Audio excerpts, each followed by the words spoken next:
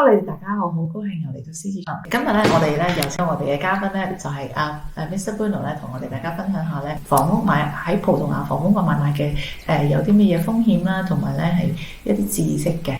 So welcome back to our channel, Bruno. And today we are diving in a hot topic, which is buying pre-planned properties right here in Portugal.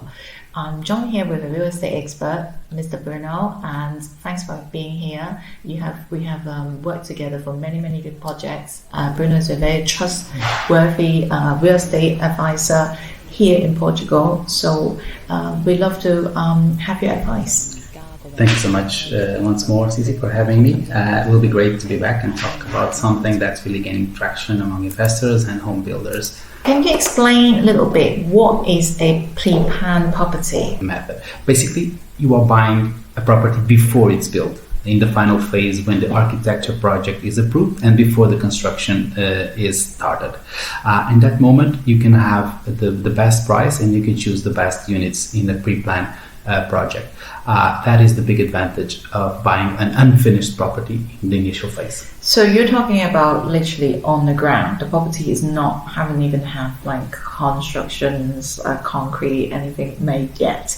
I'm only just seeing a piece of land. Correct. But also you can have a buying property that is like, let's say 50% built, sure, 75% built. So I can see a framework of a house, or already had plumbing in place, electricity in place. So there's many different layers and different phases of buying, right? So when I'm buying a P-plan, what kind of price discount are we thinking of, like compared to when it's finished in completion? Usually, depending, we can say and estimate difference between 20 to 25%, considering the initial price and the final price once it's totally built. Wow! So you're talking about, imagine I'm buying something for 200,000 this year, 2024. It can be up to 300,000. After finished. When it's finished. 2-3 years, it can go for that amount. So that's a really big deal, really, a great deal. So lower price, does it come with its own risk? Yeah, there must be some risk in buying a pre-planned property, right? Yes, we can consider that point of view of the risk, because naturally we are buying something that doesn't exist yet. There's a lot of steps that must be fulfilled to complete. Those risks can be pre-analyzed following some steps. What step would that be, like to avoid any headache, and what risk would that be, really? The major risk, and we can consider it in advance, estimating it, it's the delay on construction. There's a lot of entities involved, not just the City Hall, that can give and provide some delay on the process. Also, the construction steps can also provide some delay. But according with the background, it's possible to estimate that delay. Depending on the dimension of the project, usually we can estimate a period of certain months of delay, and usually it's very real.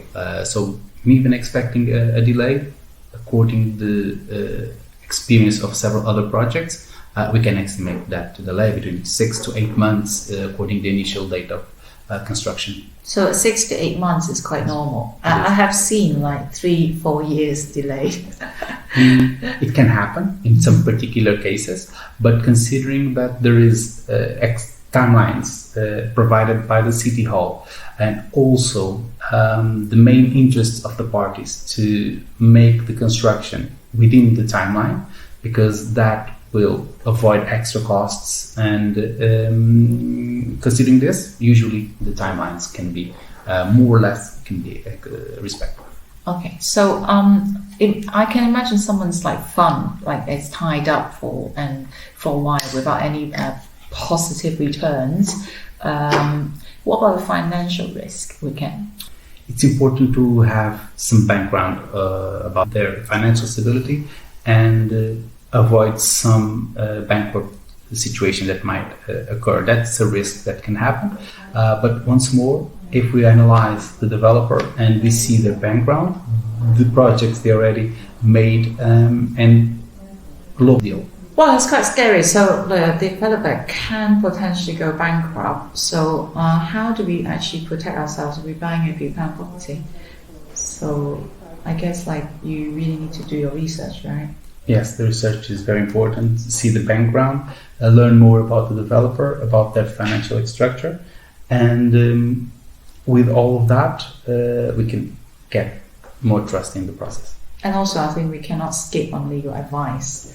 We really should look into getting a good lawyer to research on the property that you're buying. And I think you're right. It's important. It's important to have legal advice, definitely. Having a reputable builder is important, and really do your groundwork to see the background, who is responsible for the build. Quite often I see in these projects have several different builders, several different developers involved in the project. It's not just one big builder, right? It's lots of different components. It's important to ask these questions and ask around, right? Of course, it's very important to do that study, so we can learn more about the stability of the company, and that will definitely make the guarantee that everything will be completed until the end. So speaking of legalities, what is specific documents a buyer should really see?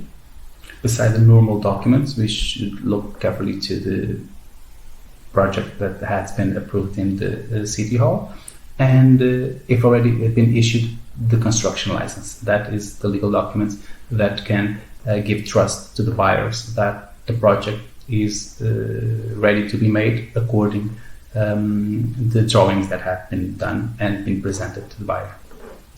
So if there's any delay or cancellation, right, what can the buyer do? In case of a big delay or something really changed along the process, in the promissory contract, the buyer can request the money back. In case of a big delay, and if that is agreed with the developer. In this scenario, the lawyer can legally advise the best step to protect both parties. So I guess this is just to ensure if the project is cancelled or delayed, we are making the developer accountable for any financial risk, and we can make some requests to the lawyer that to change to certain contracts, and really make sure that you are safeguarding yourself. Ask questions, ask all of the questions that you have, from the status of the construction to the legal terms in the contracts. And the more informed you are, the better protected your investment will be. Yeah, I learned that from experience to see some of our clients. I think the more questions you ask, the more, don't be shy, really do your diligence and do research about the building. I think the safest thing really is buying a property that probably 50% built. You at least you see some groundwork has been done. See the builder's portfolio, what have they done in the past. Go to the building that they have done. Check the condominium. Check the building. See any leaks, any problems with the building that they've done, let's say 10 years ago, 20 years ago, and check the quality of the building. Yes. If you see the building quality is quite up to standards, you are quite reassured to know that the property you buy is not going to be delayed or cancelled.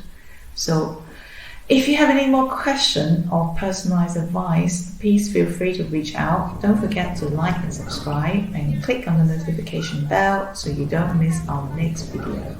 多謝晒潘樂我哋佢好寶貴嘅意見啦，咁同埋咧亦都我哋可以學到好多嘢啦。當我哋買一個咧樓花嘅時候咧，要注意啲乜嘢嘅。Thank you very much, Bruno, for having you to give us your valuable advice. Thank you so much, Susie. See you next time.